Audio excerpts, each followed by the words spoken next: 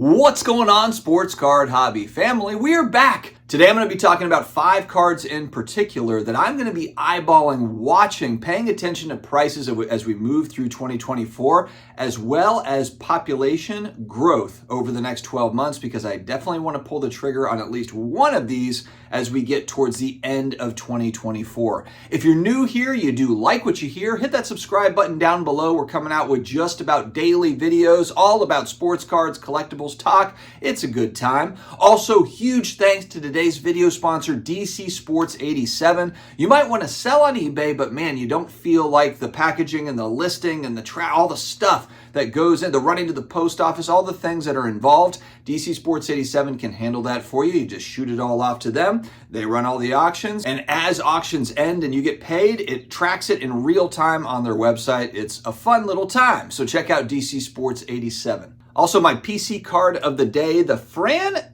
Tarkenton rookie card. This one is so tough with the black borders. This one is an SGC 6 with the old label. I picked this up at the Atlantic City National going back, a year and a half now or so. A card that I've been wanting for a while, and it's one where it's affordable-ish in a 6. Once you start moving up to 7 though, it does change dramatically in price, I noticed. So I went with a 6. All right, the first card we're going to tackle, iconic 1981 Topps Joe Montana rookie card in a 9, either PSA 9 or SGC 9.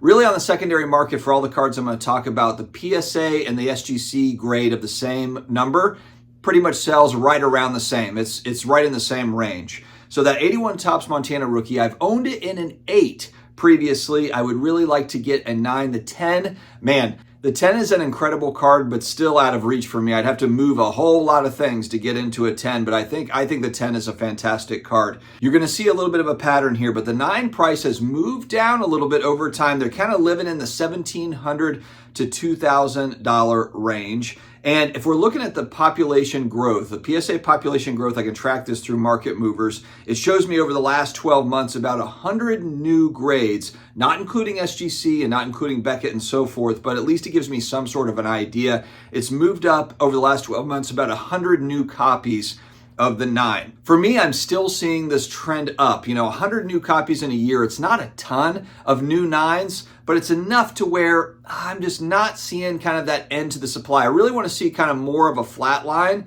Not that they're not going to find new copies of this in great shape, but as opposed to 100 a year, once it gets to kind of like 20, 30, maybe 40 new 9s a year, and that supply is starting to really kind of flatline off as far as new ones being added to the population report, then it kind of tells me the supply side is really starting to cool off. Look, we're in a grading boom. There's no doubt about it whatsoever, and there's a lot of focus on the modern, ultra-modern cards, and a lot of those are being graded, and that's really what makes up the bulk of the huge grading numbers that we're seeing. But the truth is, and even on the vintage side, we are still seeing cards being graded, still in high grades. Not a ton of them, but it doesn't take a ton to shift prices if that demand at any given time isn't there to meet that increase. You got to remember, we got to have the demand to be there for the current supply, but then as supply is growing, graded supply is growing, it's got to be there to meet that growing supply as well. So that price point, while it might be a great price point, we don't know as we compare long term from now. Could it go down a little bit more if we continue to see some added supply? And maybe they forget about Montana. It's all about Brady. It's all about Joe Burrow. It's all about all these new guys. And everyone just forgets about Montana like they forgot about Dre. That was a Dr. Dre reference for those that missed it. All right, we're going to move over to 1989 score Barry Sanders, one that people know I want this card. I've got a couple of raw copies. I've owned it in a 9. I want it in a 10, and again, PSA 10 or SGC 10. Price points, if you look on eBay, they're pretty much the same, whether it's the PSA 10 or the SGC 10 as far as asking prices go. This thing is ticked up. I can't even believe this. This has ticked up $1,400 to $1,600. There's a recent sale at like $1,650. This thing had come down to about $1,100, $1,200, and it's actually moving up, even though over the last 12 months, again, we saw about 100 new copies added. I think it's at about 2,200 population in a 10. So it's not a rare card by any stretch. But again, I'd like to see this kind of tick down a little bit more. 100, and I know 100 is not a lot. It's not a lot of copies, but you got to consider, SGC's grading more of these as well. There's that universal pop report that Gem Rate is tweaking, working on. really doing some great work there. I think as that expands out, we're going to have really a full picture of what's going on for total population for graded cards. But this card in particular, it just hasn't gotten to a point yet where that supply is flattened out, where it's like, oh, they added 8 new 10s, in the last 12 months. And I'm like, all right, it feels like we're getting lower on that supply that's getting that 10. We've got those really nice copies. They've been graded. Card that I owned going back pre-boom. I own this card in a 1979 Topps Wayne Gretzky rookie card. It's an all-time great card. I've got a painting of it right over here. My mother-in-law made this for me. My finger doesn't work. Anyway, it's right over here. But this is an all-time classic card. Not a rare card at all. You've got the Topps version that is very abundant, and then you've got the OPG Canadian version that's less available, but it's still available. So I'm not going after the OPG. Maybe some would say go after a lower grade OPG than a higher grade Topps, and maybe that's the play. But we're going to look at a 7, so PSA 7 or SGC 7, just the Topps, not the OPG. It's currently sitting about $1,800 to $2,000. They have added another 150 or so over the last 12 months. So again, another card, I just want to pay attention to price point. Demand is high on all these cards I'm talking about. So these are all-time greats, in some cases the greatest, Wayne Gretzky. So there's always going to be a certain amount of demand for these players, but supply is what I'm really interested in because again, the grading boom. How many more graded copies will we see? From a pricing standpoint, I just want to pay attention to that 79 Topps Gretzky. All right, another card that I owned in a 6, going back in time a little bit. It's the 72 Topps Julius Erving rookie card. Dr. J, the guy that Michael Jordan used to look up to and one of the all-time greats, of course. Just amazing player and just fun to watch on the basketball court. And he just has a great 1972 Topps rookie card. Love the design of this set. So it's kind of set design with the player.